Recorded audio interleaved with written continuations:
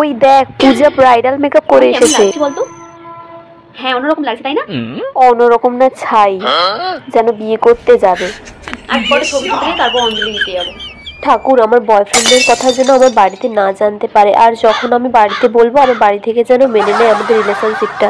ওই যে আরেকজন চলে এলেন, যেন ওর বিয়ে হচ্ছে এখানে। নিজের পুজো দিন নিজেই ভুলে যাই আমি বিদ্যার দেবী নাকি প্রেমের দেবী। ঠাকুর এই বছর পরীক্ষায় আমায় 100 মধ্যে 200 পাইয়ে দিও প্লিজ, না হলে বাড়ি থেকে বিয়ে দিয়ে দেবে বলেছে।